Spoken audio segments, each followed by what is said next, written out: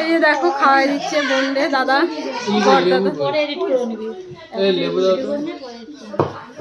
সবাই মিলে যে খাচ্ছে। তোমার পাশে দিব, তোমার পাশে দেবে, তোমার পাশে দিয়ে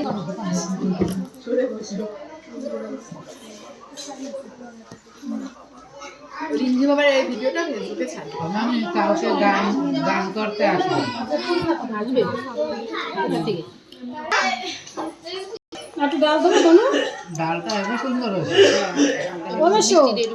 ওর মধ্যে মাছ দেবো ডালের মধ্যে। না